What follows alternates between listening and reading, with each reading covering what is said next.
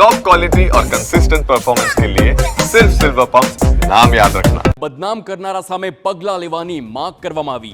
સ્વામિનારાયણ સંપ્રદાયના સાધુઓ દ્વારા સનાતન ધર્મના અપમાનનો આક્ષેપ કરવામાં આવ્યો છે।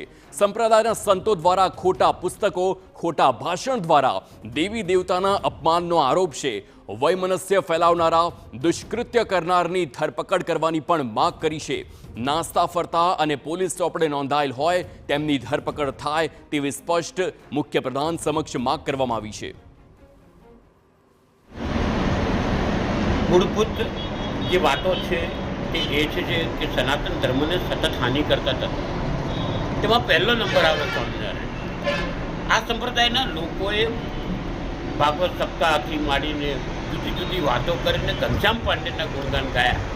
સ્કંદ પુરાણનો ઉલ્લેખ કરીને ભગવાન સ્વામિનારાયણે ભગવાન જે વિષ્ણુના અવતારથી ફાલતુ વાતો લોકો સમક્ષ મૂકી અને સાથે સાથે તમે જાણો સારંગપુરથી લઈને અત્યાર સુધી હનુમાનજીના અપમાનથી માંડીને જુદા જુદા વિષયો સતત ને સતત બજારમાં લોકોની સાથે વૈમનસ્ય ફેલાવવાની વાતો કરી। જે બાબતે આજે પહેલું કાર્ય કે આજે ફાગણ વદ પાંચમ, ફાગ મહિનો ચાલુ થાય, ફાગણ એટલે કેસોડાના ફૂલ ઉગે એટલે ઓરિજિનલ કેસરિયા ધરાવતા લોકો, સનાતન સંત સમિતિના દરેક લોકો સાથે મળી અને તેના પ્રતિનિધિ સ્વરૂપે મેં આજે ડુપ્લિકેટ પાઘડી, ડુપ્લિકેટ ચોટી અને ડુપ્લિકેટ જનોઈવાળાને સબક શીખવાડવાનું અને કાછડીઓ દેવું છે, કાછડી પહેરીને ધોતી પહેરે અને સબક શીખવાડવા માટેના પ્રથમ પગથિયું આજે અમે ચાલુ કર્યું અને નોટિસ આપી છે। સાથે સાથે અમે એક લેટર મુખ્યમંત્રીને પણ લખ્યું કે જેમાં અમે ક્લિયર કટ કીધું છે મુખ્યમંત્રીશ્રીને કે આમના જે વોન્ટેડ આરોપીઓ છે તેમની સામે તમે કોઈ સામે પગલાં લો। ઘણા વખતથી આ લોકો વોન્ટેડ છે। આપણે હ્યુમન ઇન્ટેલિજન્સની સ્માર્ટની વાતો કરીએ તો એમની સામે એક્શન ન લેવાય તે નહીં ચાલે।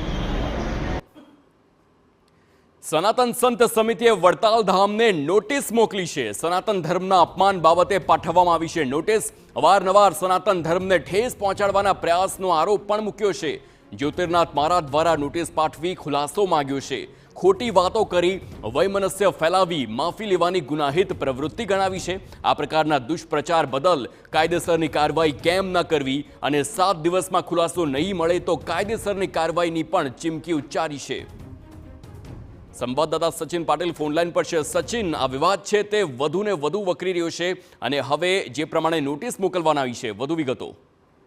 હાર્દિક, જે પ્રકારે આખી ઘટના સામે આવી રહી છે અને થોડા દિવસ પહેલા પણ સનાતન ધર્મના અપમાનને લઈને કેટલાક પ્રબુદ્ધ નાગરિકો અને સંતો દ્વારા એક બેઠક બોલાવવામાં આવી હતી અને એમાં આ બાબતનો નિર્ધાર કરવામાં આવ્યો હતો કે જે પણ સનાતન ધર્મના દેવતાઓનું, પંચ દેવતાઓનું જે અપમાન કરે છે એ બાબતને લઈને તેઓ નોટિસ મોકલશે અને એ નોટિસ એના જ ભાગરૂપે છે અને એમાં સ્પષ્ટ રીતે એક બાબત કહેવામાં આવી છે કે 7 દિનમાં આ બાબતે ખુલાસો કરવો જરૂરી છે, નહીં તો આવનારા સમયમાં કાયદેસરની જે પ્રક્રિયા છે એ પ્રક્રિયા કરીને આગળ વધવામાં આવશે। વિષય અહીંયા એ છે કે આપણે જોયું છે કે છેલ્લા જ્યારે સાળંગપુર હનુમાનજીની મૂર્તિને લઈને અને એમના ઉપર જે પ્રકારની બાબતો સામે આવી હતી એને લઈને જે આખો વિવાદ શરૂ થયો હતો અને ત્યારબાદ એક પછી એક જે દેવી દેવતાઓના અપમાનની બાબતોને લઈને પણ સનાતન ધર્મના સંતો દ્વારા અલગ અલગ સ્થળોએ બેઠકો કરવામાં આવી હતી।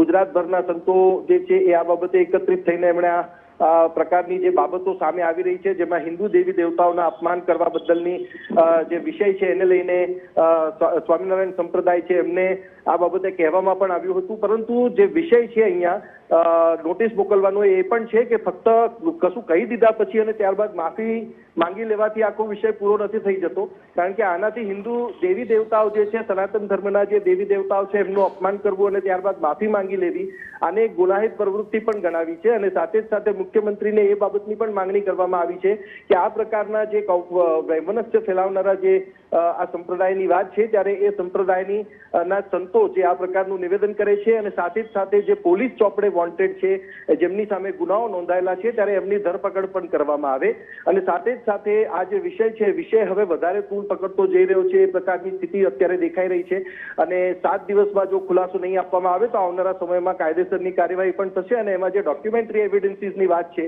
જે પુસ્તકો ના આધાર થકી જે પ્રકારના નિવેદનો આવે છે અને એ પછી એ સોશિયલ મીડિયાના માધ્યમથી હોય કે પછી પ્રવચનોના માધ્યમથી હોય કે પછી આપણે જોયું છે એ પ્રમાણે અલગ અલગ બાબતોને લઈને હોય, ત્યારે આ જે વિષય છે એ વિષયને લઈને હવે સનાતન ધર્મનું અપમાન નહીં ચલાવી લેવાય એ વિષયને લઈને જે છે એ સનાતન સંત સમિતિ અને સનાતન ધર્મના જે માં માનનારા જે લોકો છે, પ્રબુદ્ધ નાગરિકો છે, એ પણ હવે મેદાને પડ્યા છે. આભાર સચિન સમગ્ર માહિતી બદલ. તો 7 દિવસનો ટાઈમ આપવામાં આવ્યો છે, 7 દિવસનું અલ્ટિમેટમ આપ્યું છે અને ખુલાસો પણ માંગવામાં આવ્યો છે. મહત્વનું છે કે એક જ સંપ્રદાયના વારંવાર વિવાદ આવતા હવે આ વિવાદ વધુ વકર્યો છે.